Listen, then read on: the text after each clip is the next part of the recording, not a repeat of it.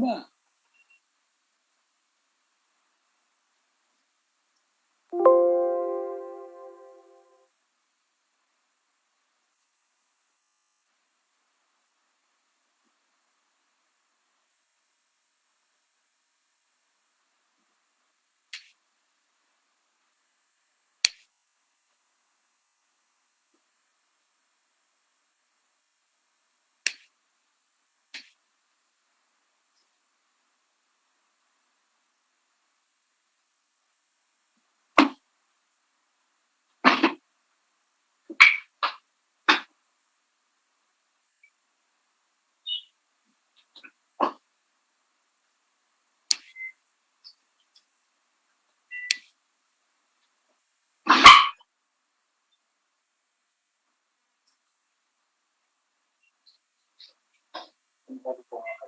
Ah?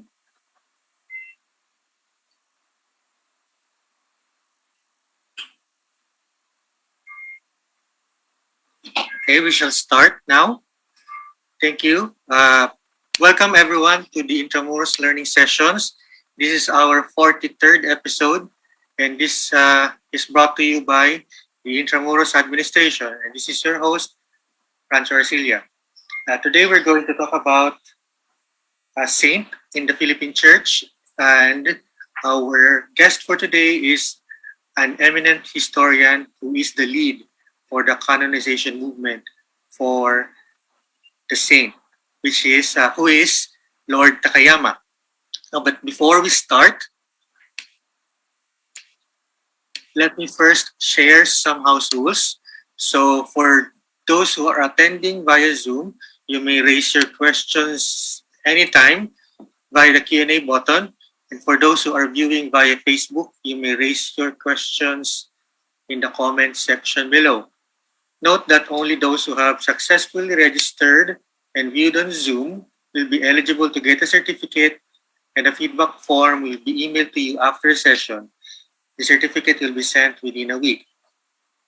And for those who are viewing via Facebook, feel free to register. You can still register now.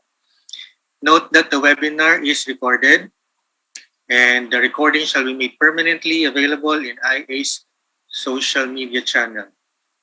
And joining us today is none other than Ernesto de Pedro.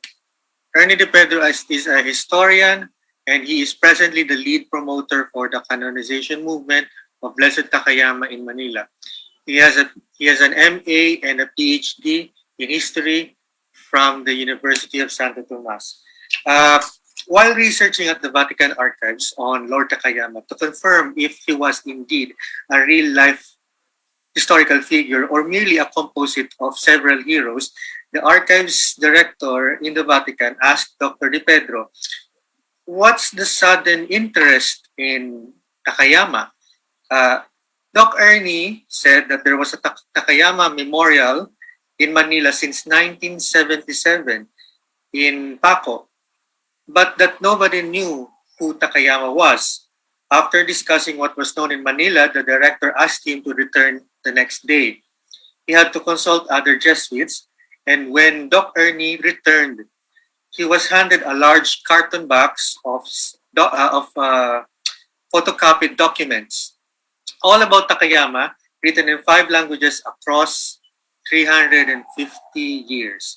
He committed to translate the documents into English pro bono, and they give him the commission and involve him in the process, in the Vatican process. Doc Ernie, who is an ex-seminarian, leaped at a chance to handle the historical assignment.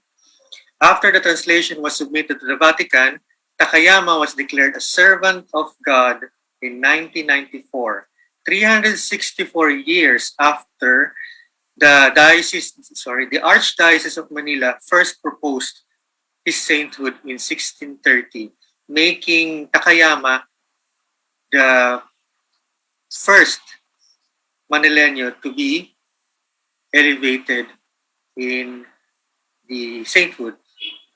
De Pedro asked, "What comes next after this?" The Vatican said, "Philippine bishops should now promote the devotion to Takayama, and Doc Ernie thought that over and decided to incorporate a support movement to promote the Takayama cause until its successful conclusion. With altar statues of Takayama now installed in 34 churches in 6 countries worldwide, including in the Vatican, the movement has now been imparted an apostolic blessing by Pope Francis. And finally, if one miracle is produced through the intercession of Lord Takayama, the Japanese-born Manileño will finally be canonized as a saint. Now, without further ado, I'd like to call on Dr. Ernie De Pedro for the presentation. Dr. Ernie? Sound okay? Yes, sir. The sound is okay. Okay. So, this is about Takayama in the context of Intramuros. When Takayama arrived here, he was fully 63 years old. But he lived only 44 days before dying. So it's quite possible to trace what he did during the 44 days that he was around. But first, we have to understand the context of Takayama and why he is important to us. I am frequently asked, is Takayama an honorary Filipino saint? In those days, there was no concept of Filipino nationhood. Either you were a local, you were Tigarito, or you were Banyaga.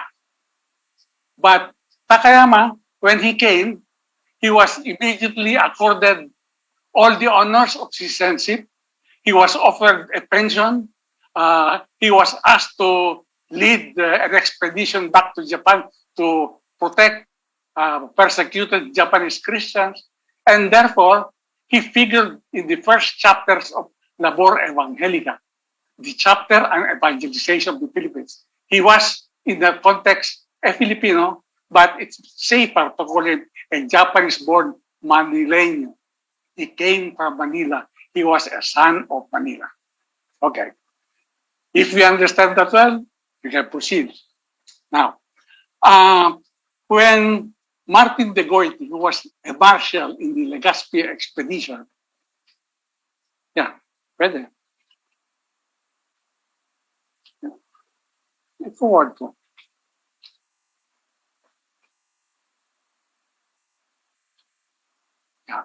When Martin de Goiti arrived in Manila, he found 40 Japanese in Raja Sulaiman's palisaded fort. 2 of them were Christians.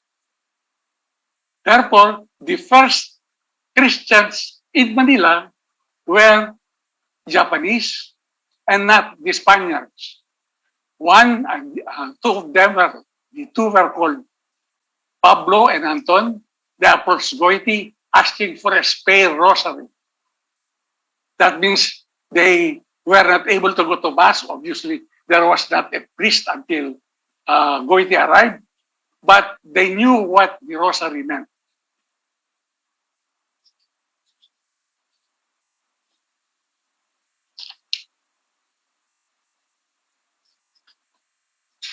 When Takayama arrived, he brought with him a boatload of 350 Catholics who were deported from Japan.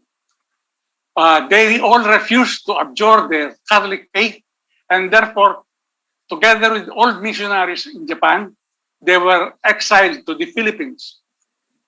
The boat that left Nagasaki port was loaded with 450 Catholics, but around the bend in Hirado port, 100 of them clambered down to go back to Japan.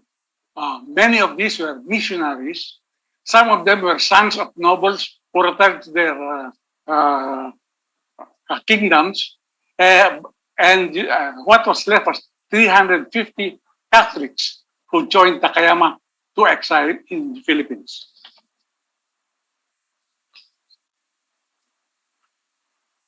They had a choice of going to either Macau, which was a Catholic Portuguese enclave, or to come to Manila, which was a Spanish enclave. They chose Manila because it was a far larger place and there was place to resettle. It was the Jesuits, not the Spanish government, who invited them to settle in the Philippines. Therefore, they were the guests of the Jesuit order, and the Jesuits had an encomienda, a district in San Miguel, which was an encomienda that belonged to the Quiapo Parish.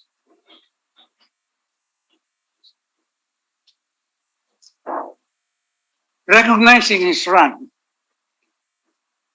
in Japan as a daimyo, Governor General Silva accorded him military honors with a pass in review in front of the governor's palace. He told his men, march sharply, because this fellow was a samurai general. After the military honors, Takayama and the 300 repaired to the Manila Cathedral, which was Manila Cathedral number 3, made of stone. And there they sang the Te Deum, which is a hymn of thanksgiving for all Japanese Catholics. Why is that so? Because when the 26 martyrs of Nagasaki were forced marched from Osaka to Nagasaki, taking a month doing so, this was the thanksgiving hymn that they were singing in an endless loop. Thank God for your forgiveness, etc.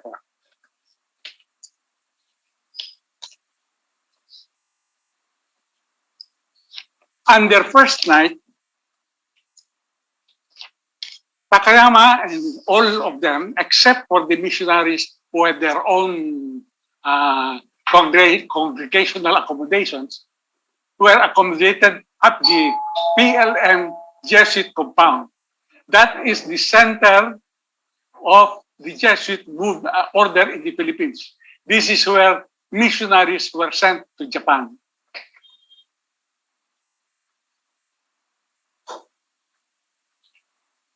Then the next day, they were all accommodated in San Miguel, except for Takayama, who remained at the PLM campus.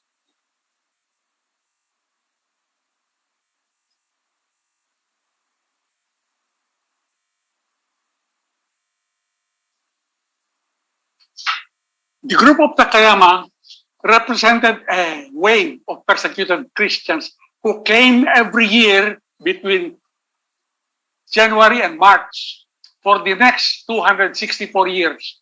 That's how strong the persecution against them was in Japan. So they got a skiff. Some of them were shipwrecked along Ilocos, along Cagayan or Agoo, La Union. But Manila was always the destination because they knew that if they reached San Miguel or Santa Ana or Paco, there was always a resettlement for them. Now, you may think that a resettlement in San Miguel was like Intramuros with the stone houses, 2 stories and all of that. No, these were nipa huts with no running water. This was in the middle of rice fields, owned and grown with rice by the Jesuits.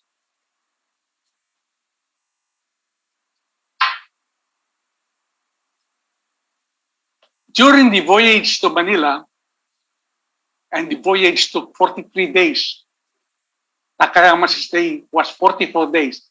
During the 43 days, Takayama and his family, being relatively well-to-do, in contrast to the missionaries who were almost destitute, begged him to take care of the Marian image, La Hapona, in his cave. So this image of Mama Mary, which is now enshrined in Santo Domingo Church today, it was brought to Manila by Takayama. On Christmas Day, he brought this to the Santo Domingo Church in Intramuros.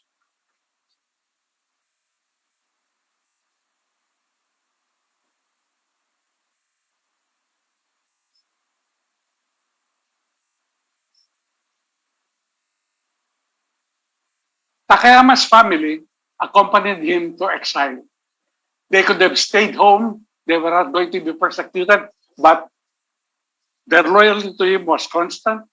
He brought his wife, Doña Hosta. Remember, his name is Hosto. The woman, the wife, was named Doña Hosta. A daughter, Lucia Yokoyama, and 5 grandsons, all surnamed Takayama, but their first names are not known.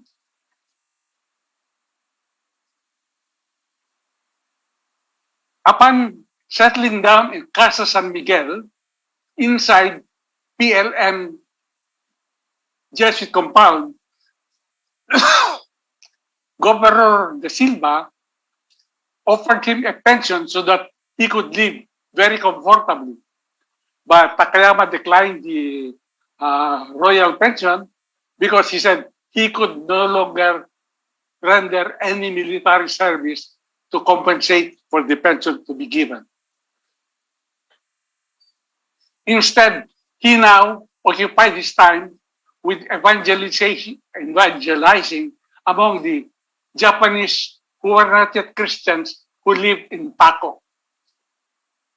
And after converting them, he would bring them to Paco Church, which was established in 1585 for baptism. There are no records there anymore because they were burned during the war.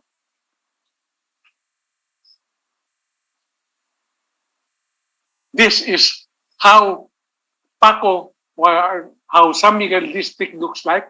That is from a 18th century photograph of San Miguel district. Who were the people exiled to San Miguel district? They had a cloistered nunnery, meaning 13 nuns of the Beatas of Miracle were there with their own church and their own cloistered convent. You had the sons and daughters of Japanese nobles, like the son of Daimyo Omura. You had 100 young catechists as well as seminarians who pursued their priestly studies in San Jose Seminary in Intramuros, also inside the PLM compound.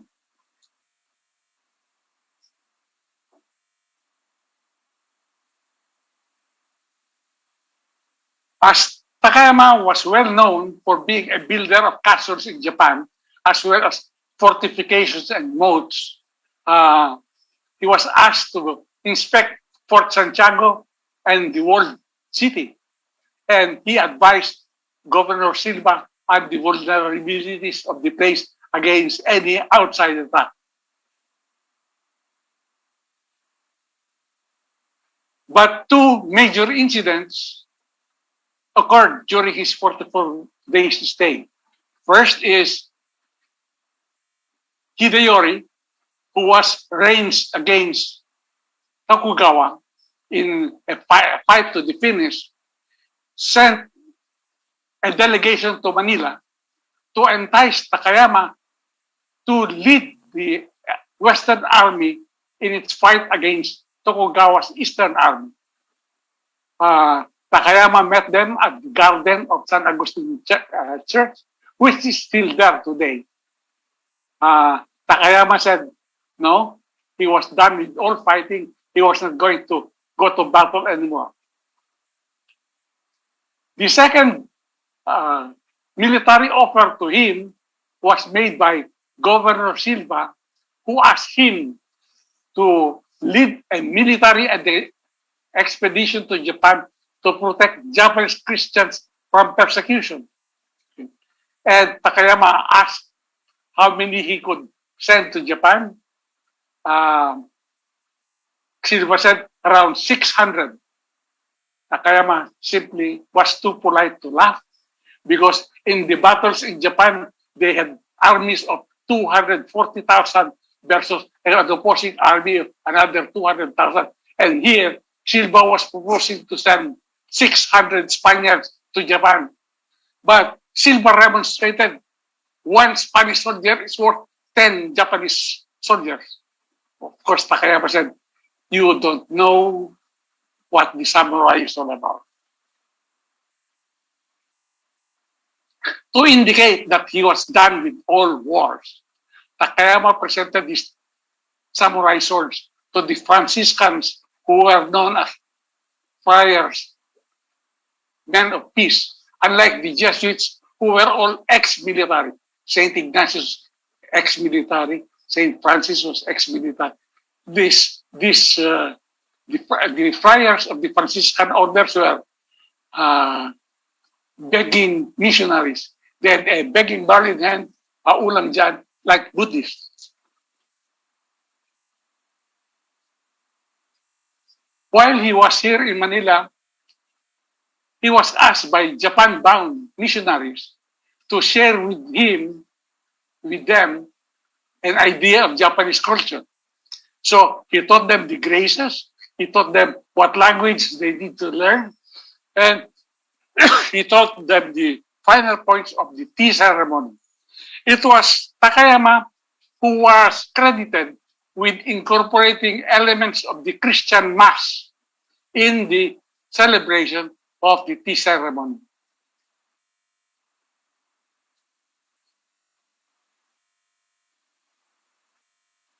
Takayama made it a point to attend Mass in all the Intramuros churches, and that is 6 of them, not yet 7. And also Paco Church, where he brought his converts to baptism, and also San Miguel Church, which is where the other Japanese Catholic expatriates were living. But after 44 days sojourn in Manila, Takayama, at 63, died on February 3, 1615. Today is the 406th anniversary of that death. As befitted his rank, funeral masses were held in 6 Intramuros churches. Some of the homilies delivered during those funeral masses are still extant today. But the only Intramuros church that's still extant today is San Agustin Church, which, though it had suffered some damage, is still basically the same structure as it was during Takayama's time. Then, a state funeral was decreed for the Japan-born Manileño, recognizing him as an honored citizen of Manila.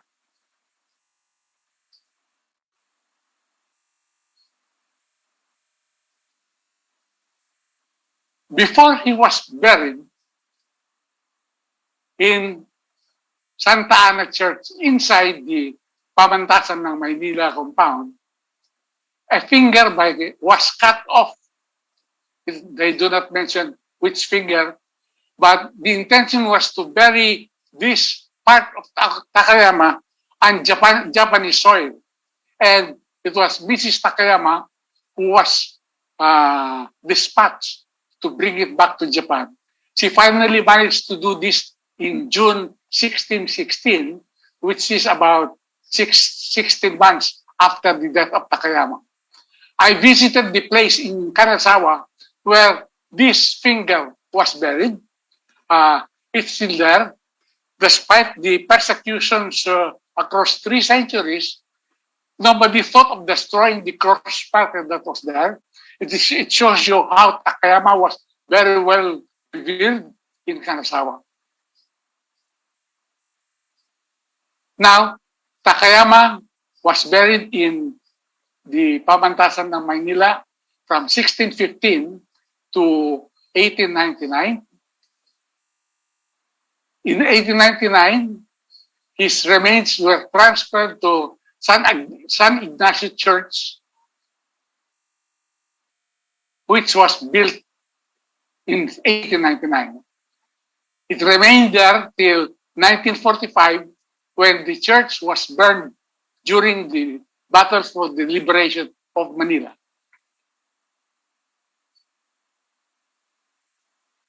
Takayama had many books written about him during his lifetime. There are 6 biographies about him during his lifetime. And after he died, the first book about him in Spanish was published in Mexico City. Versions of this were written in Italian in Rome, and then another Spanish version in Barcelona. But the first one in English was published in 1619, 4 years after he died. This is what I obtained from Oxford University.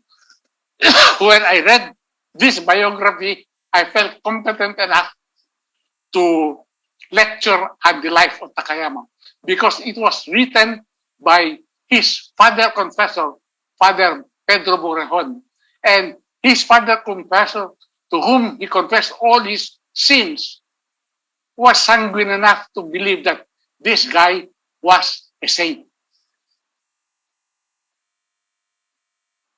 In 1630, when Morejon came back from Macau, where he was rector of the Jesuit ministry there, wrote a petition which was forwarded by the Manila Archbishop to the Vatican, proposing that Takayama be made the first Manila Catholic to be a saint.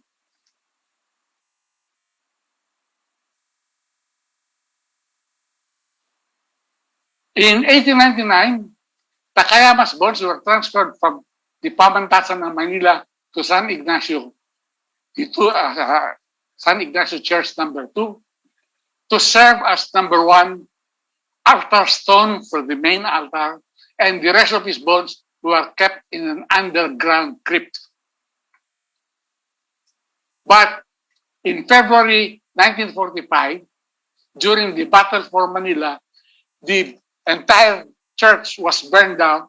It took 4 days to burn down, but the crypts underground were not destroyed because they were under a cement floor under the main altar.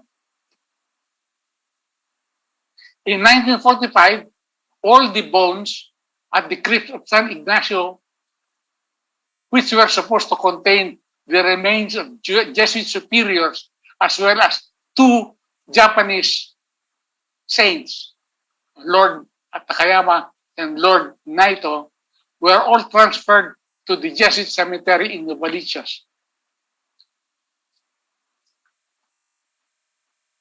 This is where in 2012,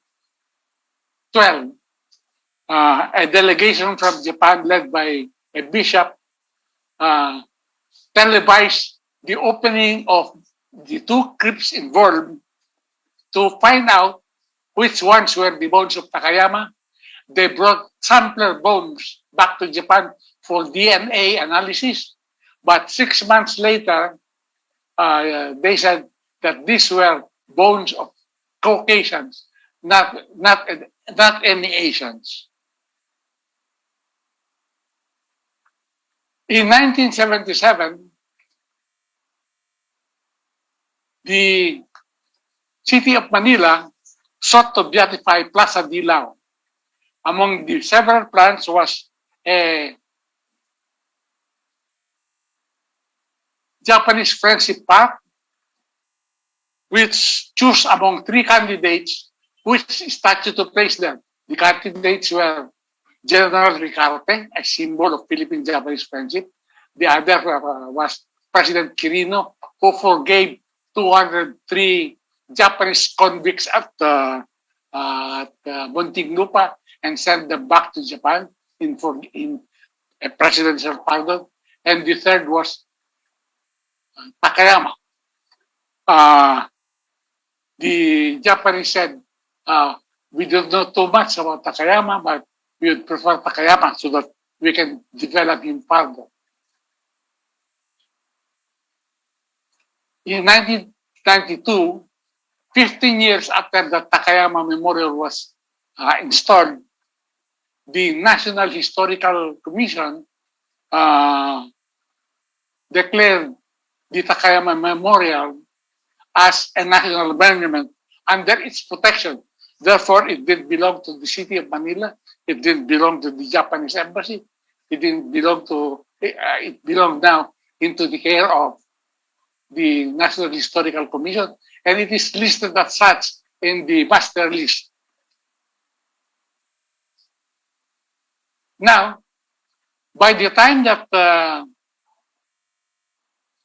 had completed writing the positio for Takayama and sending it to Japan, to the Vatican, within 3 months, the Vatican recognized Takayama as a servant of God, which is the first step towards sainthood.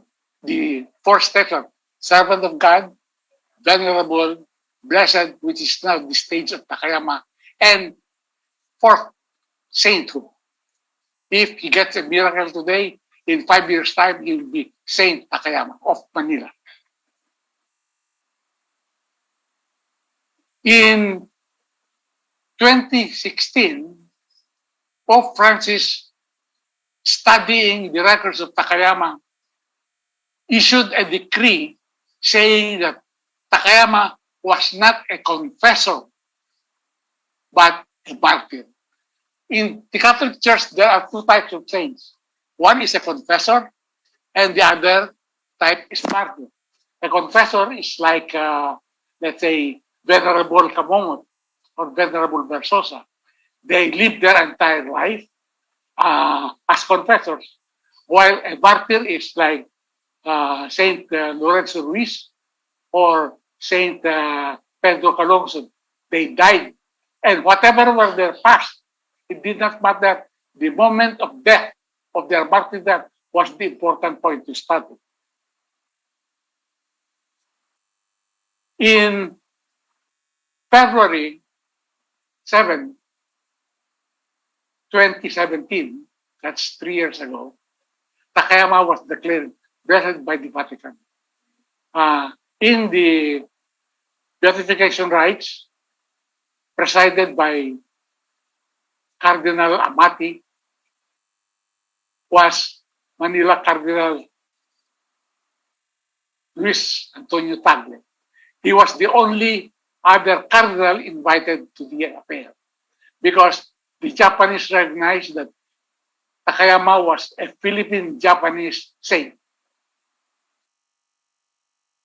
In Manila,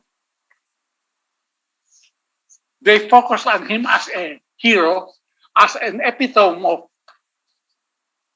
Japanese nobility. The Manila City Hall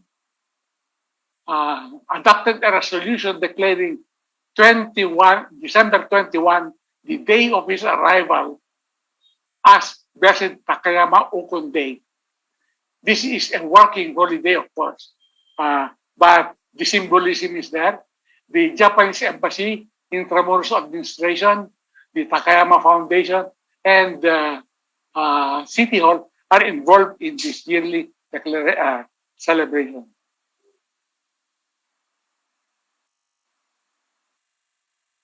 On July 25, 2019, after reviewing the progress and development of Takayama's cause, Pope Francis imparted his apostolic blessing to our support group called Prayer Warriors of Blessed Takayama. We are waiting for one validating miracle before before he becomes a saint.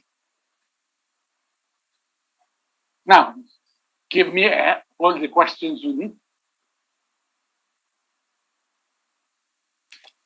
Thank you, Dr. De Pedro, for that very interesting presentation. We are now going to proceed with our question time.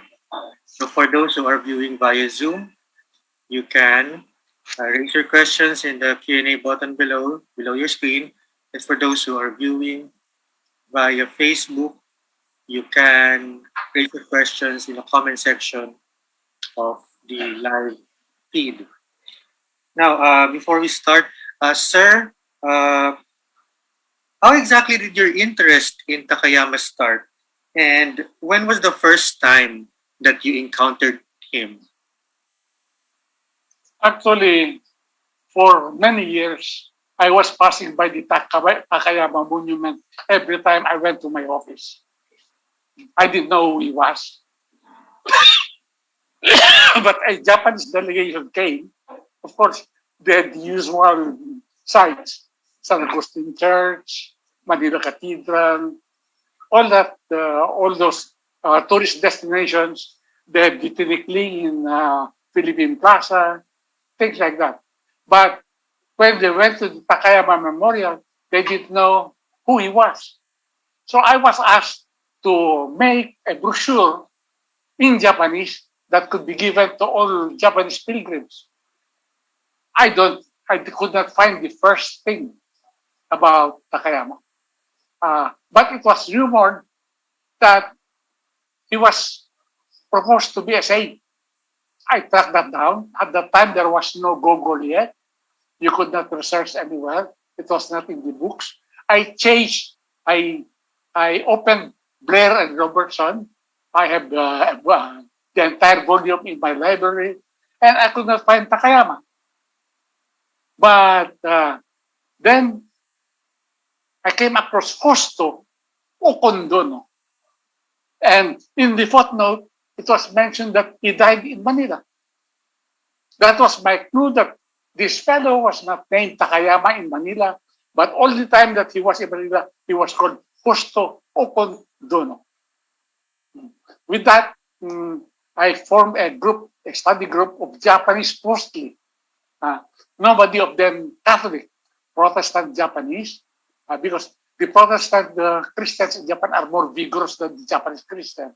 I mean, Japanese Catholics. And we said, let's amass, collect information, what we can gather about him. Then I was told at the Ateneo that they had a book, Labor Evangelica, whose first 4 chapters were about Takayama and the group that he brought to Manila. Therefore, he was a part of the missionary evangelization of the Philippines. With that, I said, I think I better go to the Vatican to check what this is all about. A Japanese financed my trip, and since there is a Pontifico Colegio Filipino there, I asked for a letter from Manila Cathedral for accommodation, and they gave me permission to stay there as long as I needed to research.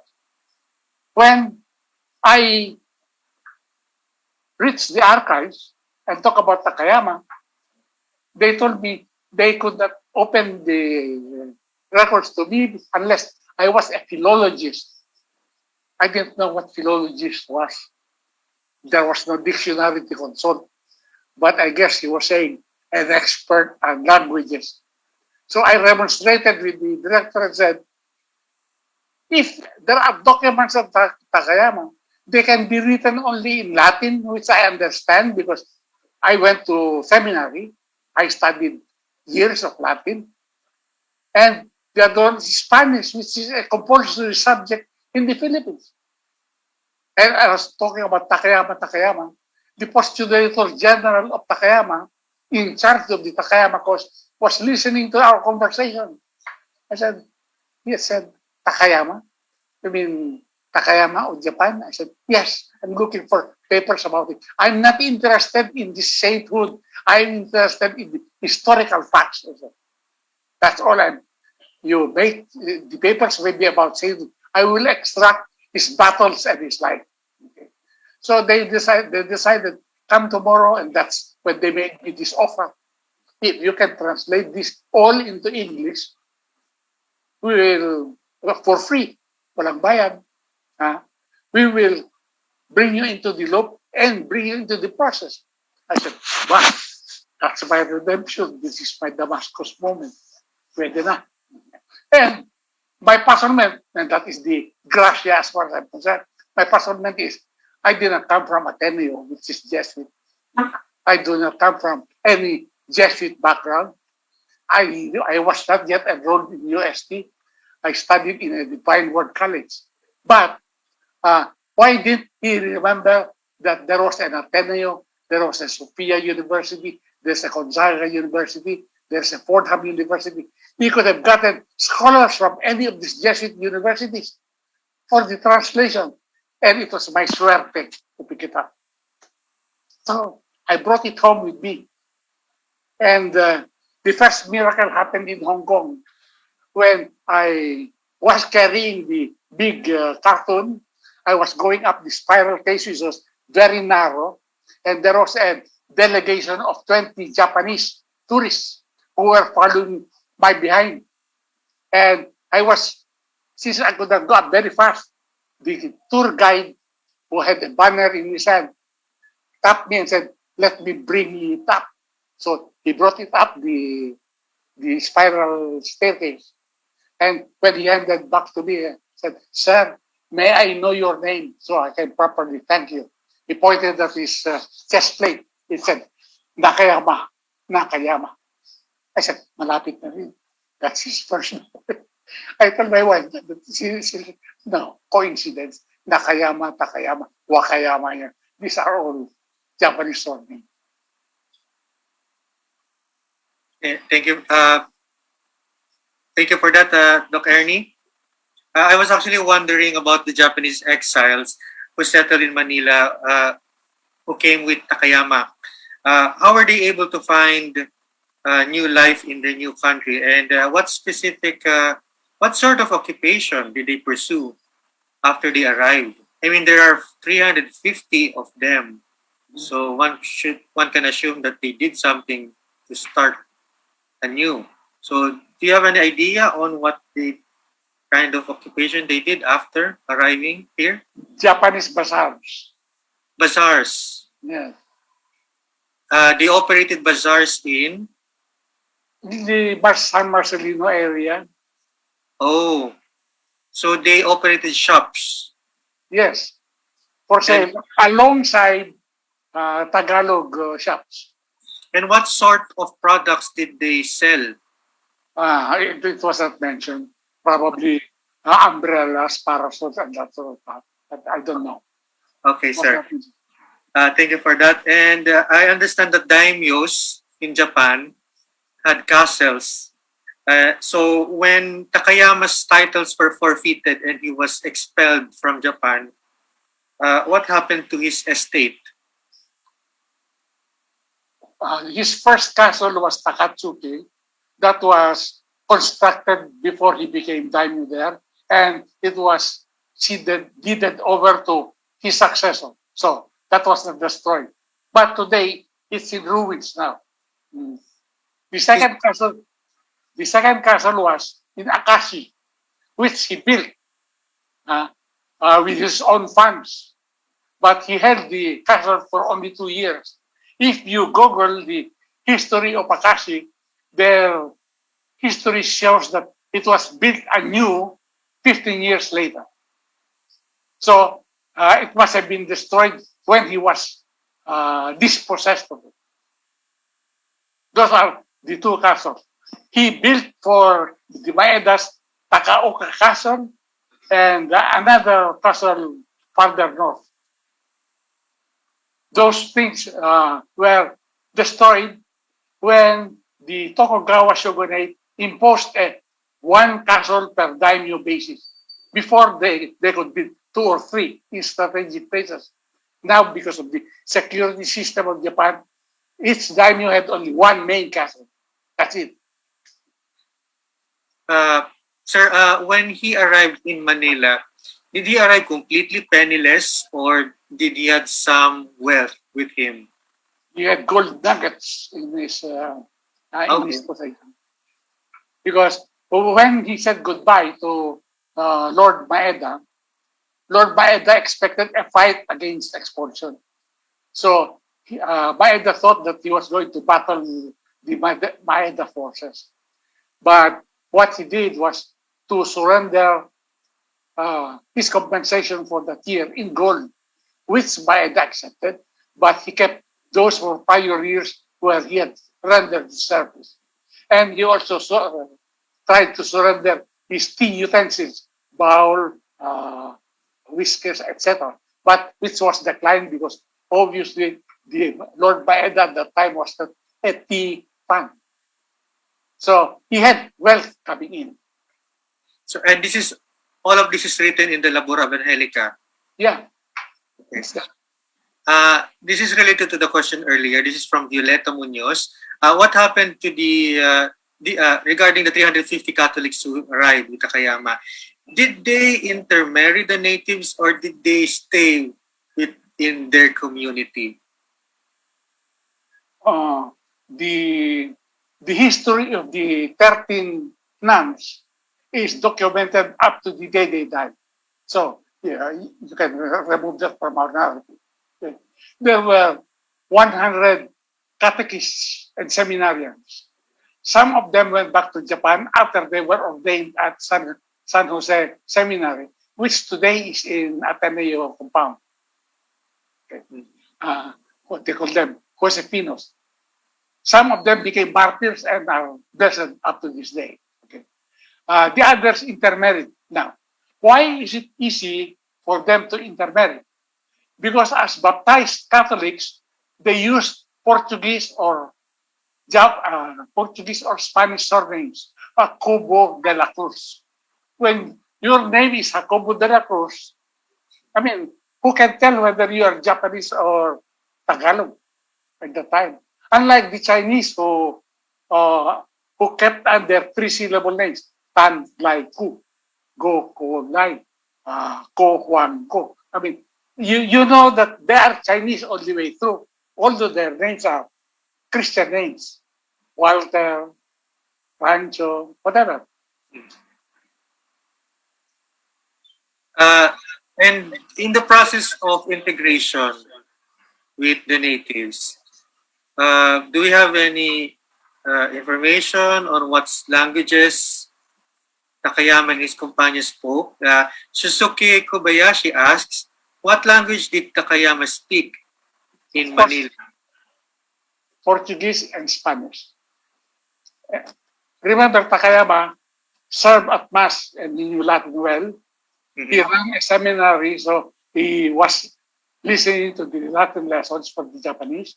Among the seminarians in Takayama Seminary was Saint Paul Miki, who was crucified in Nagasaki in 1597, one of the 26 martyrs. But his first foreign language was actually Portuguese because of the Jesuit missionaries there. But also because Father Morejon was Spaniard, also Spanish. Spanish and Portuguese are cousins, so that's not a problem. And I suppose he also learned Latin. Yes. Right? Yeah. Yes. And in his prayers, for example, when he recited the Rosary, what language did he recite it in? Was it in Latin or was it in Portuguese? It was in Latin. Latin. Right. Thank you for that. We have a question from John Paul Villera. Is there a connection between Takayama and the Bertero de Niaco of Sister Julia Niato? Are you familiar with this, sir? Yes. Is there a connection? They were on the same exile ship together. Takayama was not the only ex-daimyo arrived in the Philippines. There were two of them. One was Takayama, and then the other was Lord John Naito. Naito brought his family with him, including his sister, Mother Julia Naito, who was the Mother Superior of the Beatas of Kyoto, okay, which was are settled in San Miguel district.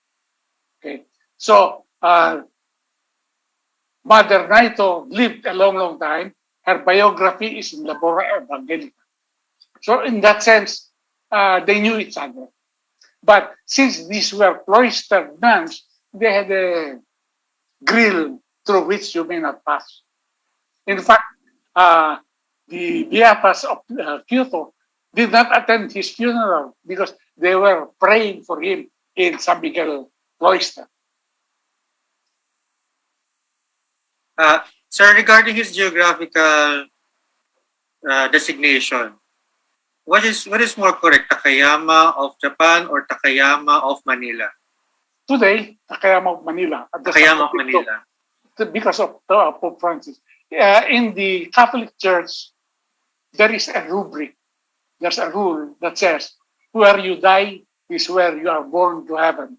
Now, that means to say that if you die in Manila, that's where the angels took you upstairs or whatever. Okay. So, Mother Teresa, not of Albania, where she came from, but of Kolkata, where she died. You remember Padre Pio from Petrelcina, which is where he died. Those are the rules of geography. So as far as Pope Francis is concerned, it's easier to narrate that Takayama is Blessed Takayama of Manila. What about San Lorenzo Ruiz? He died in Nagasaki. He should be called San Lorenzo Ruiz of Nagasaki. Yes, that is correct. But the Philippines not having its own saint ever until San Lorenzo Ruiz came, made a petition, please second Lorenzo Ruiz to Manila. So he is now known worldwide as San Lorenzo de Manila. I mean, these are the Vatican politics. Related to that, we have a question from Eric Aquidono. So given the very short time he spent in Manila, which was only 44 days, and one could imagine that he wasn't able to fully integrate with the community, can he really be considered a Manileño? What else would it be? He's from Kanazawa, he's from Nagasaki. Choose your city. He's from Takatsuki, he's from Osaka. I mean, well, you say Takayama of Osaka. Okay. I mean, he died in Manila. Whether it was 3 days only or 44 days, he was Takayama of Manila. Thank you for that, sir. Okay. Do you have any contemporaneous depiction of Manila, of Takayama? Are there any extant written records on what he really looked like? I mean, we have a lot of paintings and illustrations of Takayama, but do we really know what he looked like? I don't think that you know what he looked like. You don't know what Saint Peter looked like. You don't know what Saint Paul's looked like. It is the artist's imagination. Okay. They look for the parameters. He had the beard. He had things like that. And Takayama is now identified with a palm of martyrdom with this top knot as an ex-daimyo and with a sword cum crucifix to show that he was both a Christian warlord and a Christian evangelizer. Nobody knew what he looked like. But when he died in Intramuros, the Archbishop of Manila commissioned a large painting made of him as he lay in his state. We have been trying to trace that in the archives where it could be, but the paintings at San Agustin were burned during the war. Although some large paintings are still in San Agustin today, but nobody has been able to trace those. You mentioned, sir, earlier that he died of a tropical illness. Yes. Jose Capistrano asks, what exactly is the cause of his death? I mean, do we have any information on what this tropical illness is? Probably the mosquitoes in Intramuros were different from the mosquitoes in Japan. I mean, that's the guess among us students who studied that. But I have to point out, Takayama died This is number one. 7 Jesuits missionaries who were with him in his exile voyage died in the same year. 7.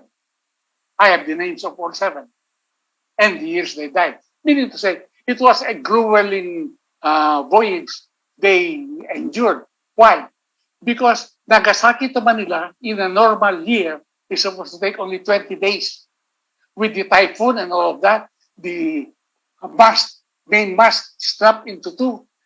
They were adrift in Bataan for 3 days. And we cannot imagine what the food provision was for 20 days. I mean, did they have enough to feed themselves for 44 days? Nobody knows. So the hardship there affected Takayama and the 7 Jesuits. I don't know about the 2 Dominicans and the 4 Franciscans who did, because they would have archives for these things. But as far as the Jesuits are concerned, 7 of them died. Same year. One of them died during the voyage.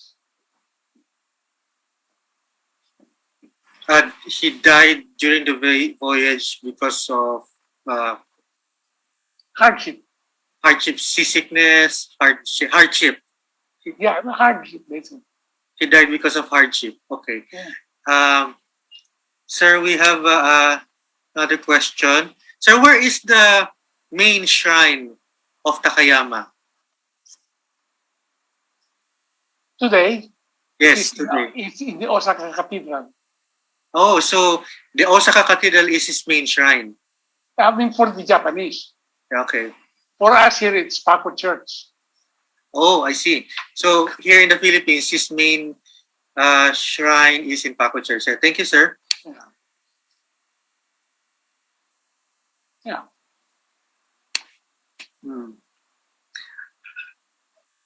Maybe I can accommodate only another question.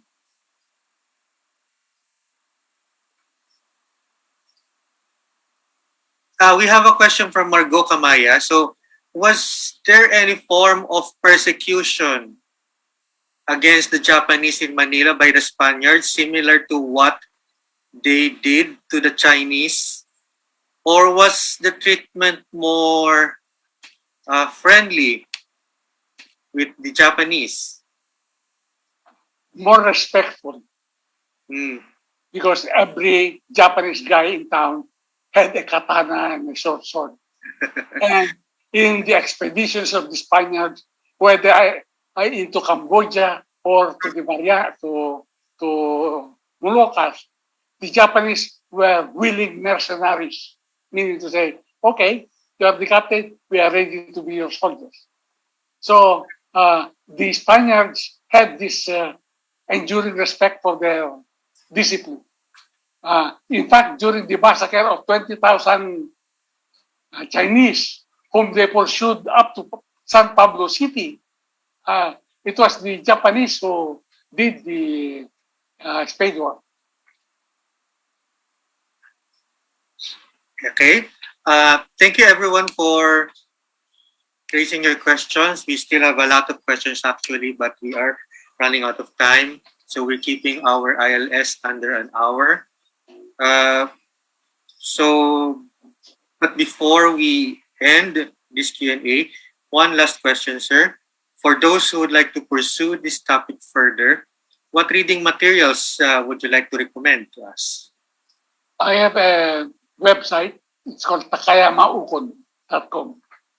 I place there, when I hear of questions and I can answer them, I place the answers there. I've been maintaining that for 2 years now, so you can read all about Takayama, or all that I know about Takayama. Sir, do you have a Facebook page? Yes. Blessed Takayama, Hosto Takayama Ukon. Okay. So everyone is invited to like the Facebook page, Blessed Takayama Ukon. Thank you, sir, for that. And now, I'd like to encourage everyone to follow us. The Intramuros Administration is available in Facebook, Twitter, and Instagram. And we're also available in YouTube. For those who missed our episode or for those who came in late, you can go to our YouTube channel because this episode is recorded and we're going to upload this later. So feel free to hit that subscribe button. And I'd also like to promote our page in the Google Arts and Culture. So just key in Intramuros Administration. Right. Sir, would you like to say some final words before we end this episode? No, just one. Please pray for an international associate miracle. A miracle from COVID, a miracle from cancer, and any healing miracle. Yes. But the technique is don't say like most Filipinos do. You want to pray to all the saints in heaven and all the angels, including this new guy, Takayama. That's not the way to pray for a miracle. You concentrate on Takayama only. Ikaw ang karga niya. Because if you include all the others, the Vatican will not accept it as a valid miracle. Okay. Thank you so much for that, Doc Ernie. And thank you everyone who stayed tuned with us in our 43rd episode of the Intramuros Learning Sessions. Till next time po, and thank you again.